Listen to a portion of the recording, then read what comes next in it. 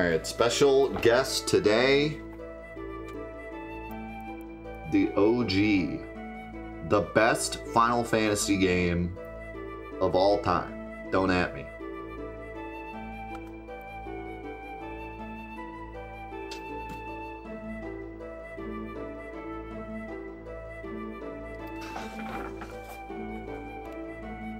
Don't even at me.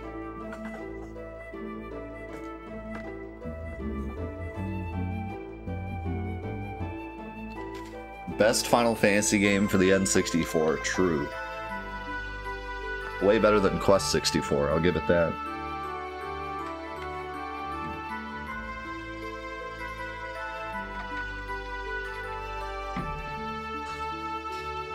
Yeah, I think we give this up to Sean, by the way. And thanks for being here, Sean. Appreciate it. The heck is XCX? The heck is that? Extreme cardboard xylophones? What is that? What is XCX? Oh, Xenoblade Chronicles. Wait, Xenoblade Chronicles X. What's the X?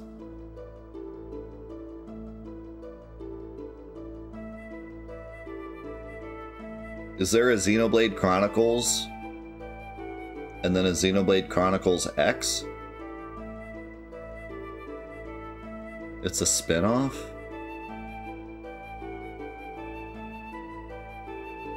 It's the one nobody played. Okay. Dude, I don't know the whole Xenoblade, like...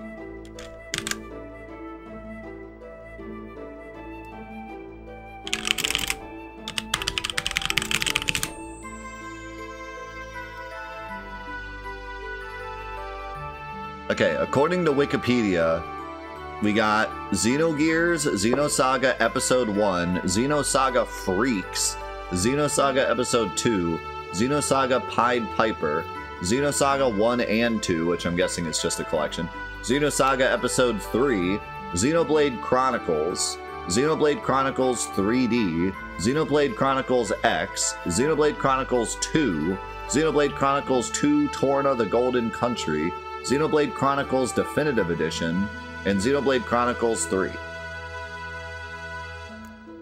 Where did the X come from? How did they get X? Xenoblade Chronicles 3D, Xenoblade Chronicles X, and then they make Xenoblade Chronicles 2.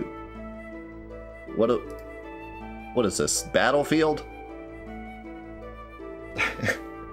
Why is X gonna give it to us? Why is it X? So, like, I didn't actually expect the Wikipedia article to be, like, to put them all together. I figured there'd be a Xenosaga article and a Xenoblade article, but it actually says they're all one series. Like, technically.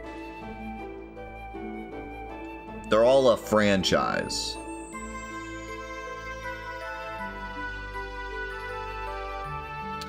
But, like, from what I remember, from what you guys said, didn't you say that Xenosaga is completely separate from Xenogears? They're just made by the same company, because they left Square, so they couldn't use any of their stuff. So, like, Xenosaga is like a spiritual successor to Xenogears, but it doesn't actually have any connection, right? Because they couldn't.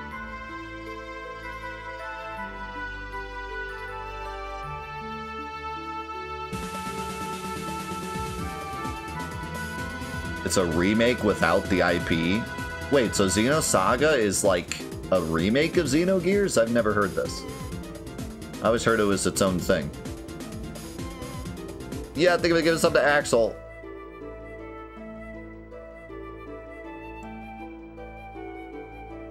Like, I know what you mean. It's kind of like they wanted to do a Xenogears 2 but couldn't, but like...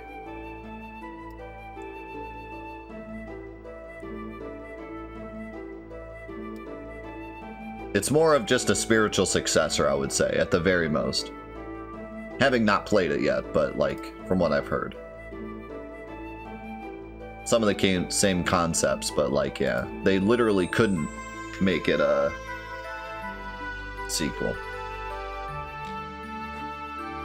What I don't understand is what, like, all of the side games are, because, I mean, I guess I just have to play them, but people say that Xenosaga was supposed to be one giant experience. That's why they called it Episode 1, Episode 2, Episode 3, not like Xenosaga 1, Xenosaga 2, Xenosaga 3. Like, they're all connected, one big game, but then they did all these side games, which just seems like weird. Like, if you have a story that needs to be told, it's such a long story that you need 6 games to tell it. Why then waste your time doing side games? You know? Like, it seems odd to me. Just work on the next episode. You know?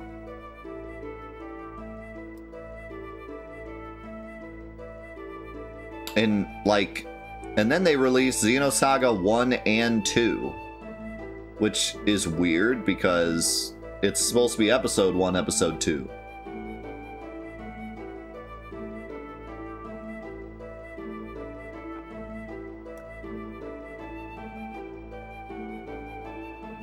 Odd. Just odd how they did it. And then they gave up on it and started Xenoblade.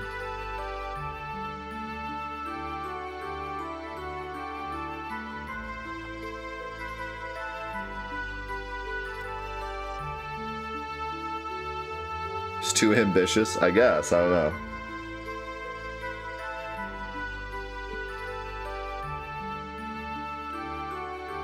Yeah, strange. But, like, hats off to him, man. He had a vision and he went for it, you know? Yeah, I've heard, I'd be kind of interested to hear, like, what you guys think, like, all the people on YouTube that are, like, super mega fans of Xenogears. What do you guys think of Xenosaga and Xenoblade? I've heard that Xenosaga is good if you're into it, but, like, in general, is just way too ambitious and, like, cutscene heavy for its own good. But I've heard, like, if you like it, you know, it's great. Like, you're gonna love it if you're into that kind of thing, but it's just not for everyone kind of deal. And then Xenoblade, I've heard pretty much nothing but praise for. Like, everyone seems to love Xenoblade. So I don't know if maybe they just kind of realized that Xenosaga was a bit too much of a niche thing, and they kind of tried to broaden their horizons with Xenoblade, perhaps. But yeah, from what I've heard, everyone loves Xenoblade, especially the new one. I've heard many incredible things about Xenoblade 3. But yeah, Xenosaga seems more of a niche thing. Like, if you're into it, it's awesome, but it's definitely not for everyone kind of deal. But interested to hear what YouTube thinks. Yeah, it definitely seems like maybe they were just a bit too ambitious. And even this game gives me the vibes of, like, this massive, ambitious world and plot and story.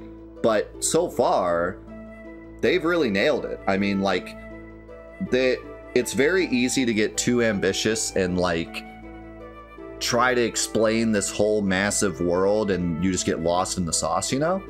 But this, I feel like, is really honed in. Like, we have these characters that we actually had the time to learn and grow with. We have these personalities and interactions with, like, Faye and Ellie and stuff that keeps us grounded. We have, like, these big concepts with, like, the war and Solaris and stuff, but it's all connected to what our characters are doing, so it feels grounded enough. Like, it feels like I have enough connection with these places to not get lost in the sauce. Like, we've already been to these places and seen the war firsthand, so it doesn't feel like this just story that we heard about but we don't actually get to see till later, right?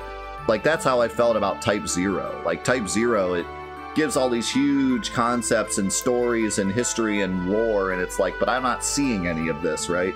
We're just stuck in class listening about it. But, like, here, I feel like it's very grounded so far. I feel connected to everything. And then on top of that, we've gotten so many amazing, little tidbits of like, oh, is Ellie actually on our side or not? Is she taking the drugs or not? Who knows?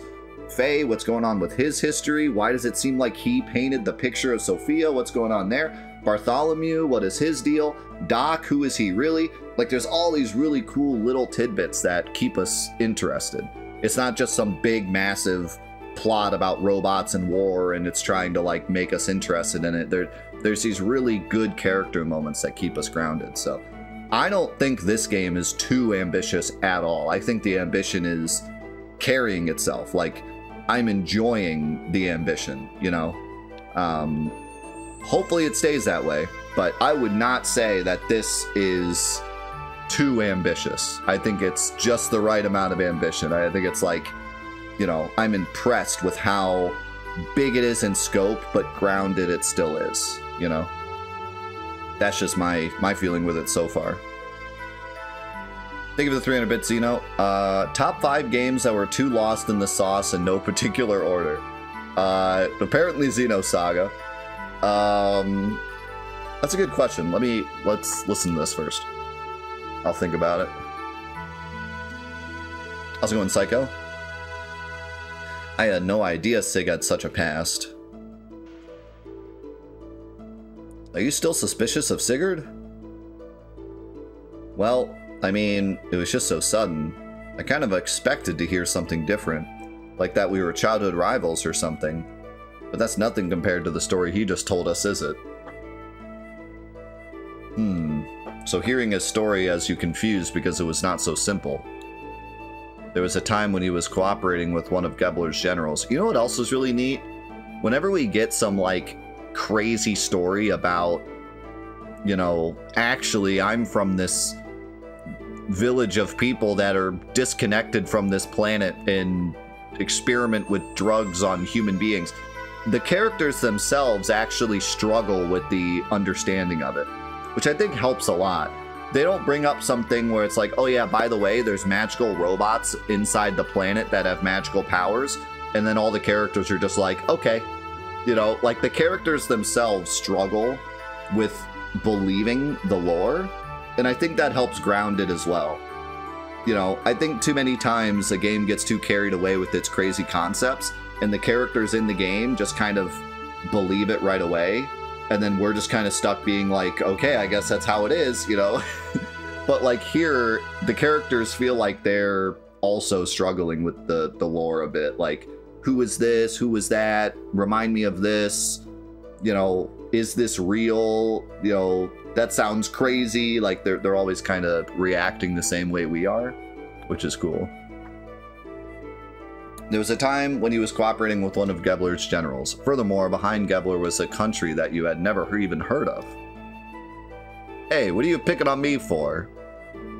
No, I am not picking on you or blaming anything on you. What I am saying is this. If you think about how he feels, then you should see why he could not talk about this with you till now. Looking at the activities of Solaris toward other countries up until now, it has never gone beyond simply maintaining their own empire or self-preservation. See, that's what I was talking about. And as you have seen, their military power is immense, so Sigurd was probably thinking ahead. First, he was probably concentrating on taking care of the problems here, on the continent of Ignis. Who's this woman? Hey, we're having a private conversation here. Can you leave? Once things were settled here, it would give him a stronger foundation to deal with Solaris later. Which is a much better plan than rushing straight into a war he knew he could not win. Quite logical, really. The nerve of some people. I mean, I know Faye is very attractive, but now is not the time, lady. Sounds like you understand one another pretty well. Well, it is not like we are newly acquainted, is it? We had talked about a lot of things up until we decided to escape from Solaris. Speaking of that, why did you leave? That Ramses guy was supposed to be a star of hope or something, wasn't he? Yes, I certainly thought so at first, but then I realized his way of thinking really was not that much of a change from the previous system. Basically, the only difference was whether they stressed people's rank and class or their skill. The words had changed, but it was still no different from the Solaris itself had been doing until then. He had no intentions of bringing everyone a better way of life. In other words, he's an elitist. I don't think I like him much either. I would hope not, Bart. So, Satan, do you think I can beat Gebler? Why? Are you planning on fighting them? As long as they're working with Shakan, there's no way around it. The way things are going, I'm sure we'll have to fight them sooner or later. I suppose so, but even if we were to defeat the Gebler forces here, there is still Solaris to deal with. If we are not careful, it is possible that we may get involved in a longer war than that with Shakan. Do you not agree that continuing the way we have been going is rather hard on everyone? I think it is time we try to get help from a greater number of people. So defeating Shakan's not going to get rid of the likes of Gebler? So defeating Shakan... What? Why the apostrophe S there? I know what you're trying to say. Maybe that just is, like, way of saying... Like, maybe that was just, like... Defeating Shakan's not gonna... To vanquish Gebler, first gain thy throne, right? You could put it that way. What do you mean? You could put it that way. But then again, maybe it's time I did something about that.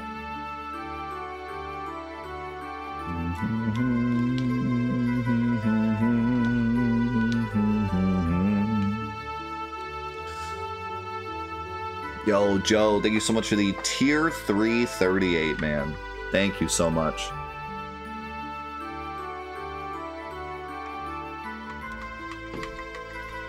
So top 5 games that were too lost in the sauce.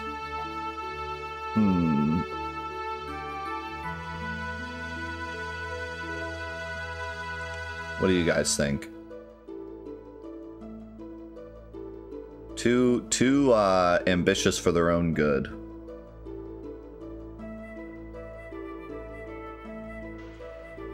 Kingdom Hearts 1, 2, 3, 4, 5, 6.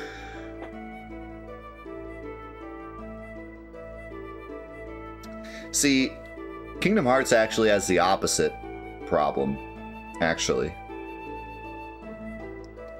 Kingdom Hearts actually has the opposite problem, although I would say potentially Kingdom Hearts 348 over 2 was a bit lost in the sauce. But 1 was perfectly fine, 2 got really complicated but in a good way, and then 3 was just taken over by Disney and had no plot at all. So, actually kind of the opposite. It needed more sauce. 3 needed more sauce. It didn't get enough sauce. See, I feel the same way about Final Fantasy 15. Final Fantasy 15 kind of has the opposite effect. You need to know more about things to be invested, and there's just nothing there for too long. It needs more sauce. Final Fantasy 15 is a plate of spaghetti with no sauce on it. You need the sauce. It's just spaghetti. There's just spaghetti all over, and you're like, what is this? I don't even see any meatballs. That's the 15 experience. Metal Gear Solid 2? I didn't feel lost in the sauce with Metal Gear Solid 2.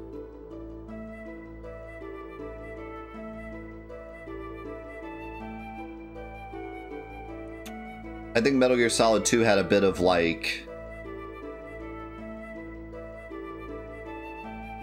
Well... Maybe. Maybe. I could see the argument. Like, maybe they should have left some of the lore of 2 and put it in 3. Maybe, but see, 3 is, like, apparently a masterpiece, so...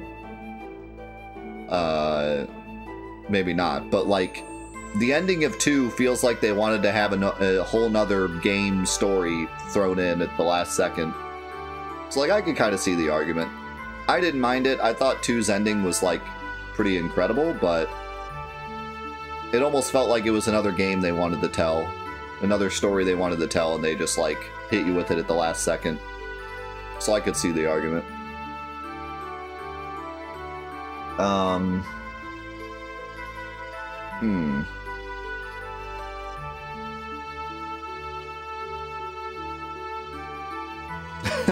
Final Fantasy VII Dirge of Cerberus, maybe. A lot of sauce in that game. Man, how about that Chocobo Dungeon game we played during Final Fantathon finale? That game was lost in the sauce, that's for sure. Oh, what was going on with that game?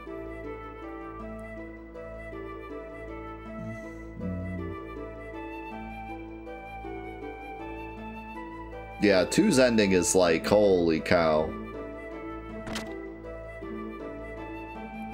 But I mean, it was good. It was exciting. It was like shocking. Do you think some games just need a second playthrough to fully get it? Oh yeah. I think Final Fantasy VII is that way. I think good games are built that way. Speaking of BioShock, that's one of the best things about BioShock is that the second playthrough is better than the first.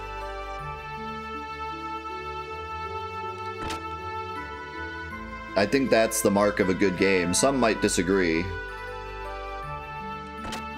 But for me, at least RPGs, maybe not like action games. Like I think action games, you want to play through it, get the story and be done, and then maybe like play through again for the mechanics, but not necessarily the story. But I think for an RPG, the second playthrough should be better than the first. The second playthrough should, you know, there should be some weight to, oh, now I know this thing, now I understand this conversation better, now I understand this character's motives better, and you get more out of the dialogue the second time, you know, that's the mark of a good RPG, I think. And BioShock, being a FPS, but having a story that's so deep that your second playthrough is better than your first, that is one of the true marks of a great game. That's what makes BioShock truly special, is it's an FPS game that's a bit spooky and more about FPS combat, but then the story is on an RPG level of like wanting to play through it twice to get more out of it. So that's what's truly remarkable about BioShock. BioShock 1 and BioShock Infinite. BioShock 2, not so much. I still love BioShock 2, but its story is a bit more of a one and done. But yeah, that's what's definitely special about BioShock.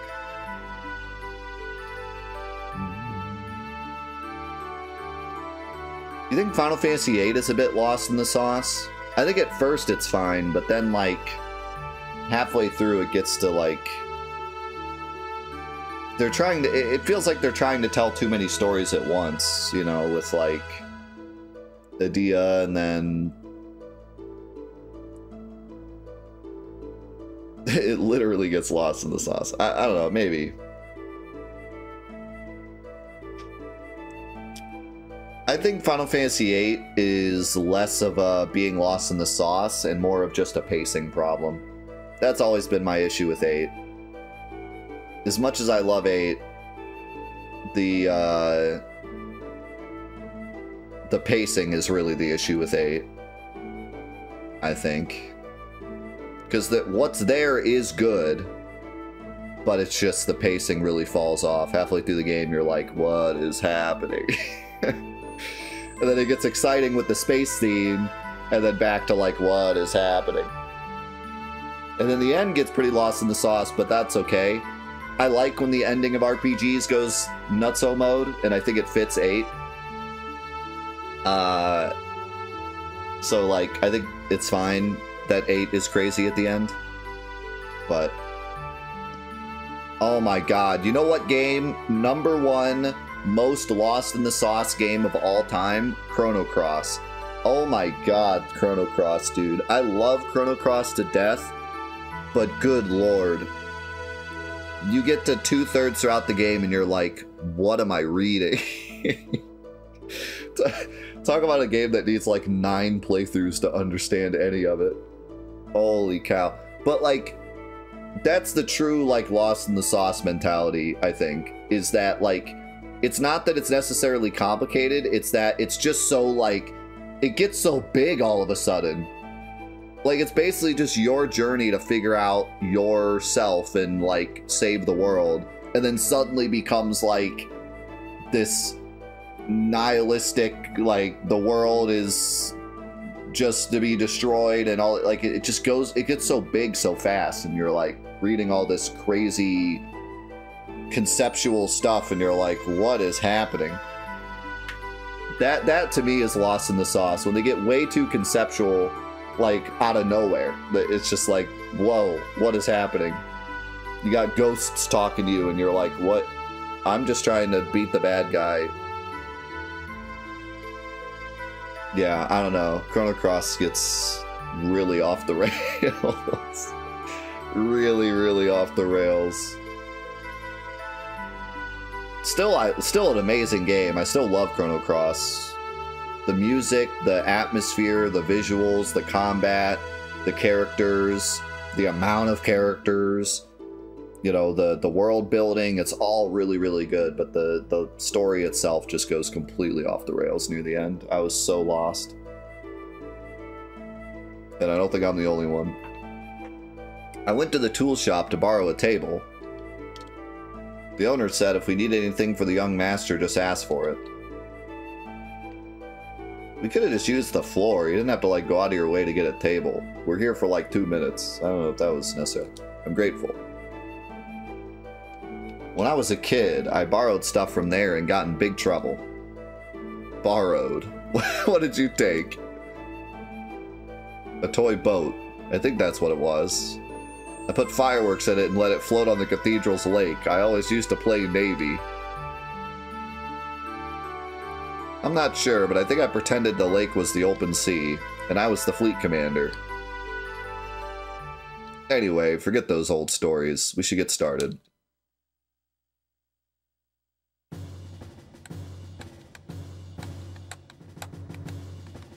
First, Gebler is the big problem.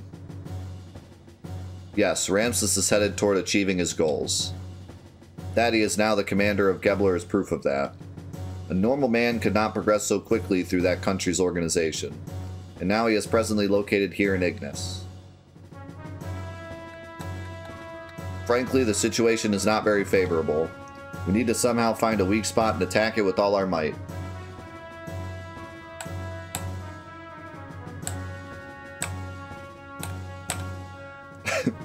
I remember stuffing a toy boat with fireworks. That's how I lost my eye. First, let's just concentrate on Shakan. Once he's out of the way and Ave is safe again, we can think about how to deal with Gebler. With our present strength, we should be able to hold off the Royal Guard forces. The problem is how to deal with Gebler in the meantime. They will most likely move at Shakan's request. They're not just going to sit by and watch quietly. May I have a look there, please?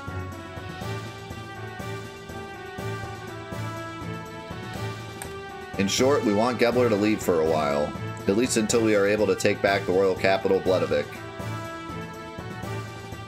Ooh, I always love this stuff. I don't usually like political, military-style stuff, but I'm a sucker for these things. I remember back playing Kessin on PS2, and there was like this whole mode where you would move all your forces with one of these tables. And it was like the funnest thing ever. These are the Gebler units currently in Abe, correct?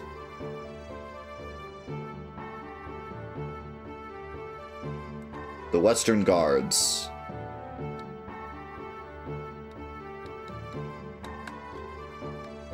The Royal Capital Defense Force.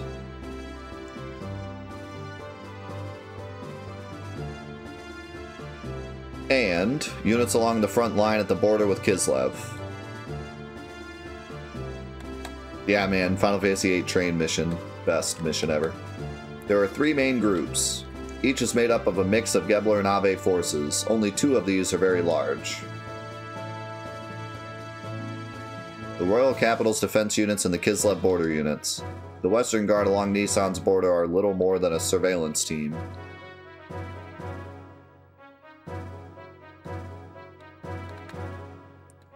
In order to recapture the Royal Capital, it will be necessary to draw these defense units away from Bledavik.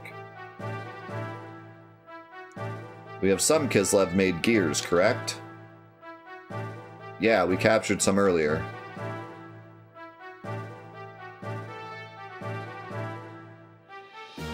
What if we use those gears to make a raid on the Western Guards, here at the border with Nissan?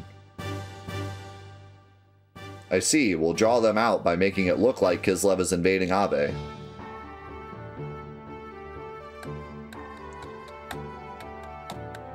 But the problem is, will attacking the border guards be enough to set the center in motion?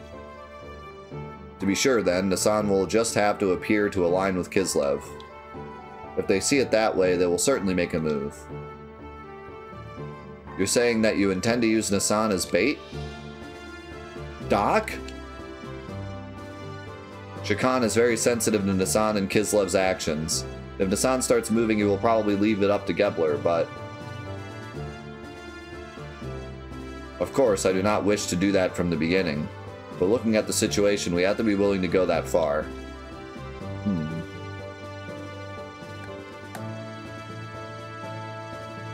First, we infiltrate into the capital. To take out Shakan, we'll have to meet up with our agents already in the city. We are forgetting one thing. The frontline units along Kislev's border.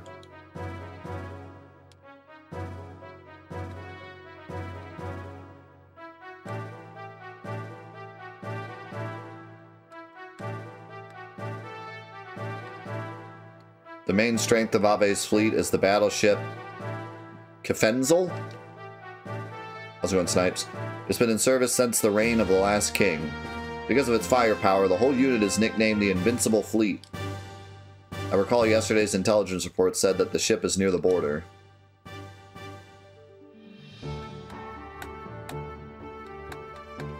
Dang, that puts everything in jeopardy.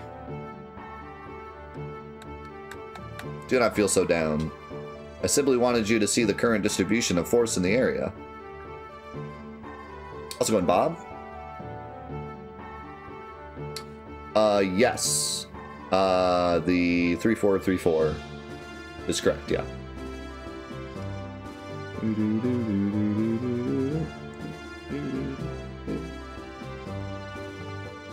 And thank you if you plan on sending something.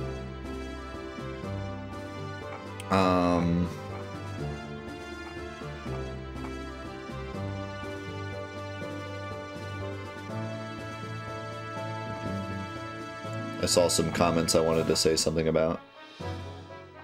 Someone said, like, is BBS when Kingdom Hearts went off the rails? I think, like, in general, so, like, for those of you that don't know, BBS is a prequel to Kingdom Hearts, and they, like, explain a bunch of stuff in Kingdom Hearts that didn't need explaining. And I think that's where, like, a lot of games can kind of lose their audience. When you have a game that's loved, like Kingdom Hearts 1, but then you make a prequel where you try to, like, over-explain the stuff that happened in Kingdom Hearts 1, where, like, what's great about Kingdom Hearts 1 is its simplicity, because later it gets more complicated. In a good way, but it gets more complicated later. So a lot of people look at Kingdom Hearts 1 as like the, oh, back when it was nice and simple. But then you make a prequel where you like over-explain the original, right? And I think that's kind of a shame. I don't like that much at all. Really, in any series. There's good ways to like complement the original game, kind of like Crisis Core does with Final Fantasy VII, where like there's certain things that they didn't have enough time to explain in Final Fantasy VII, and they explain it in Crisis Core. That's good. But what BBS does is take stuff that was already explained in Kingdom Hearts and like over-explains it, you know? So like, yeah, I think that's unfortunate when that happens. Also, Final Fantasy Tactics as a game that potentially gets lost in the sauce. I think that Final Fantasy Tactics is very similar to this game, where, like, yes, it does get complicated, but it's always grounded with your characters. So, like, yes, all the politics and backstabbing and stuff gets really complicated, but you can always hold on to the grudge between the two main characters. And that's what drives the plot forward. So even if you're a bit confused as to what's going on with everything else, you always have this center motive that you can hold on to, and I think that's what's important. If you're going to tell a complicated story, you got to have something simple that pushes the plot along. That way, you're free to understand as much of it as you're willing to understand, but you don't need to understand all of it to get what's going on. Does that make sense? I think that's like the best way. If you're going to tell a really complicated story, have some kind of simple main plot narrative that's the thing that's pushing the plot, so that everyone can hold on to that and get through, and then go back and understand more of the stuff later on a second or third playthrough. But they can at least get through with this main plot point and kind of get the gist of what the game's trying to tell you, which is definitely what Tactics does. Because Tactics gets pretty complicated with all the characters and backstabbing and plot devices and stuff, but you always have that main interaction between the two main characters that comes to a big conclusion, and then from there goes crazy with the final boss and stuff. But you know, you have that to hold on to. And this game definitely does the same thing. Even in the worst case that they do not come, it will not be such a great problem. What do you mean? I have some additional information about Ave's border fleet. The former Ave Supreme Commander was transferred there. Not really transferred, more like demoted. His name is Vandercum. Vandercum? You don't mean the Vandercum that was in Juggin? The very same. Young one, he has not been able to adapt to the change in tactics, particularly following the introduction of gears. He is a man who will never stray from his dependence on large naval guns. Yeah, never use one save file for tactics. You mean he's stubborn? How's it going, Drix? He is all size and no real military power, an excellent target for pirates. Young master, this is not going to be an act of piracy. Just kidding. He's not kidding. Actually, the number of gears assigned to the fleet seems to have been reduced. Even with that, how gallant of him to be so self-righteous. Is he that much of a musclehead? It'll be fun taunting him. Young master. I know. Anyway, Satan, do you think he can strike our gear forces? It is not a problem. Even with Vandercum, we have enough forces left to pull off the feint. However, it would not be wise to underestimate our opponents. Well, now that we know what we are up against, here's what we'll do.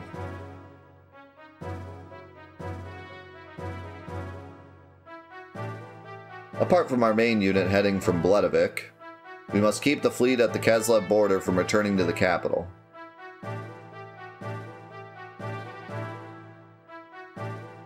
So you're suggesting we have another unit?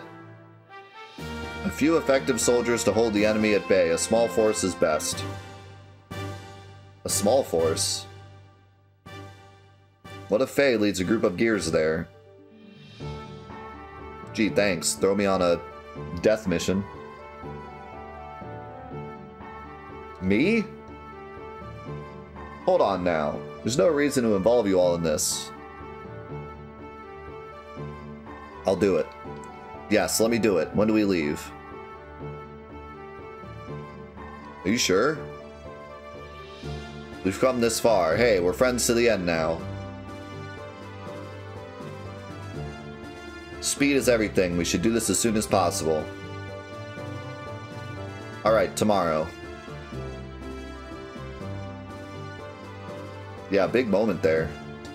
Faye's decided to fight. I am truly grateful, Faye. Satan.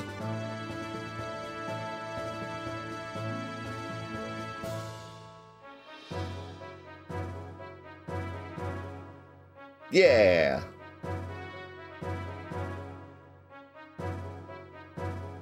There's no way we can lose. No one will die in vain. Well put, young master.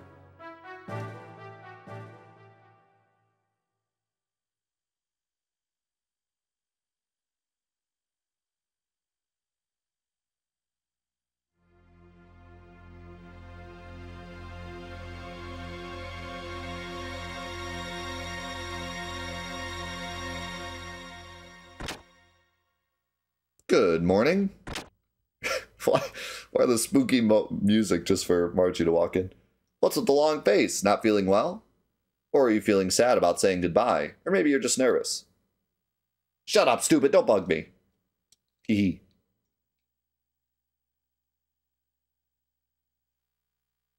Well, it's almost time. Yeah.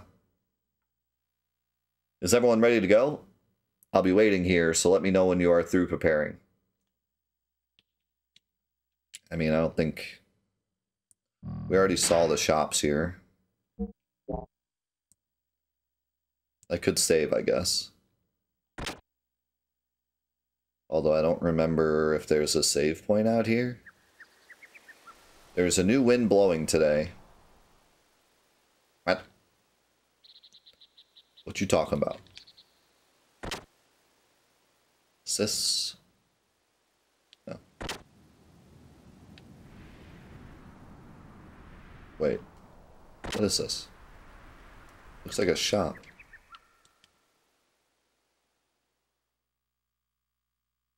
We are providing you with a vacant house. What's that there? Huh? That? I'm so glad you like it. Please take it.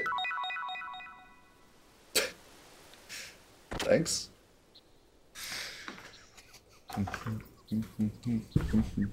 Yeah, I thought we were gonna get like a moment where Faye truly decided to fight. Like maybe there was like a moment where he saw some like terrible tragedy happen, and then like that was his moment where he finally decided to fight. But I feel like what actually brought him all the way into fighting mode was like the reveal about Doc and how like evil they kind of made Solaris seem.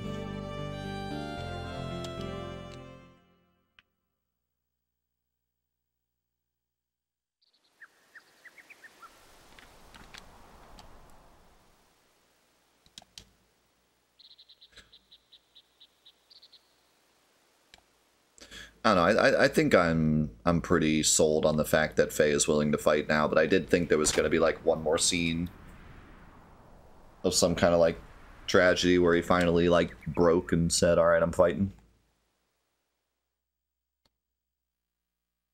I think he's been through enough at this point. Perhaps Ellie is part of it as well. Yeah. I'm trying to remember what he said then, though, because I guess he did have kind of a moment. Yeah.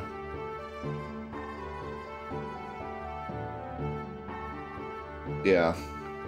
That was kind of the moment. He's just kind of doubling down here now. Our comrades in Nissan will hit the Western Guard in Kislev uniforms as planned. We'll wait for the right moment, then head for the palace in the Yggdrasil. Got it. But avoid any unnecessary deaths. This especially goes for the Ave troops, and also the people from Gebler. Yes, we understand. I guess I'm going to raise some heck in the Weltall then. We're counting on you. And before he takes out the entire fleet on his own.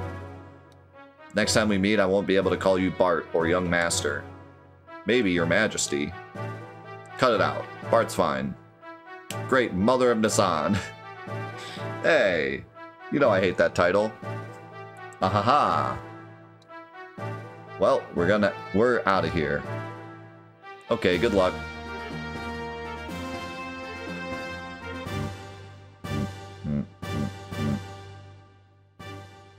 Margaret and Bartholomew. Seeing you two brings my hopes up. Long ago, before the Fatimas of Ave were called Fatima, the royal brothers and their wives oversaw many prosperous reigns or eras. I'm looking forward to the day when, as the great mother of the Nissan sect, you will take your place on the throne as Bartholomew's wife. What? Hey, hold on, I hate talking about queens and romance. Bart and I are best friends. Aha, marriage is the best friendship. Well, Margaret, at the rate that you are maturing into a beautiful woman, I don't think Bart will be able to ignore you much longer. Stop it. You're embarrassing me.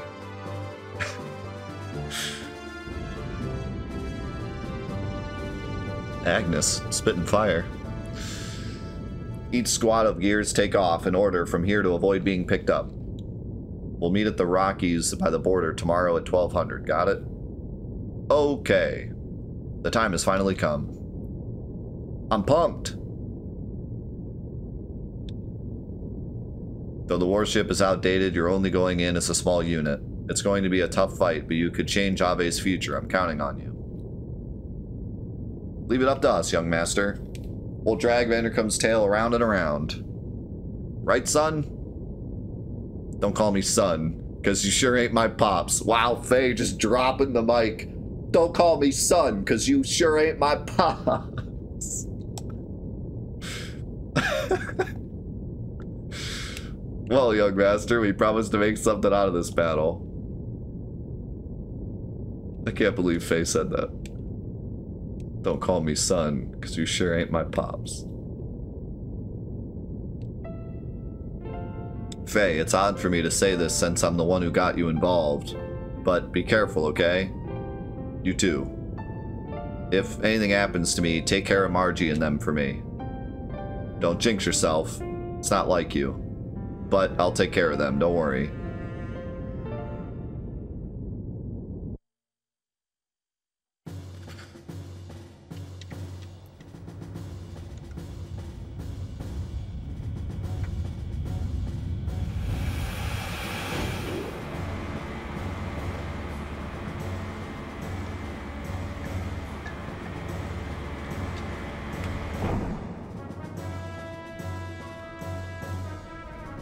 This looks like an old Transformers movie.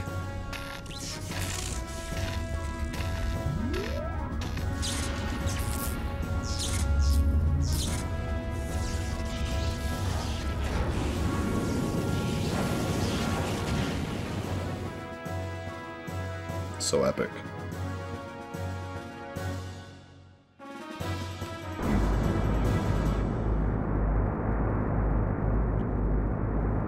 I feel like that song wanted to keep going and then it stopped.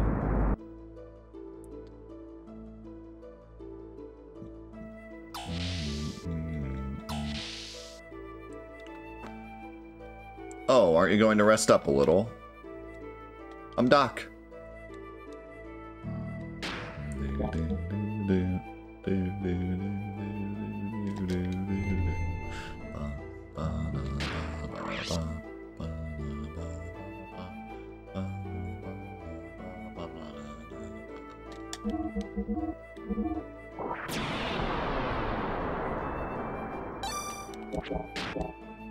Alright, give me 1 second. I'll be right back.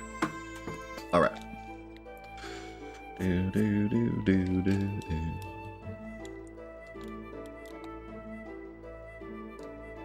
At long last, we are heading to Bledovik tomorrow. Though he is the prince, our young master doesn't know the royal capital very well. I'd always felt that he was an awful pity, but despite that, I tried my best to raise him as crown prince. However, looking back, I might have put too much of the burdens of kinship on him too early in life. Or kingship, not kinship. And it might have been too much for a child with a future like his to handle. I must be the most terrible minder ever. My dear Lord Mason, I hardly think that is right. The young one would have taken the burden off of himself had he not wanted to bear it any longer. He is a fine man now, far capable of handling any such burdens or pressures. And I believe you are the very ones who have given him the strength to do so. Oh, my good Dr. Azuki, how may I be of service?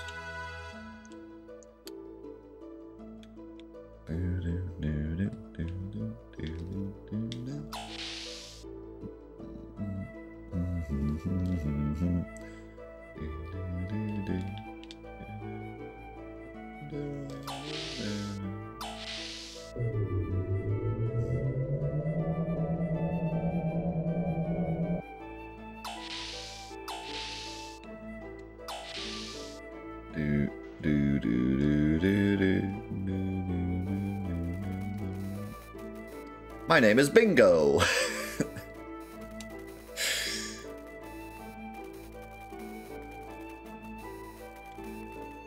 Okay. I'm good. I'm good. I'm good. I'm good. I'm good, thanks. Appreciate you. Appreciate you, Bingo.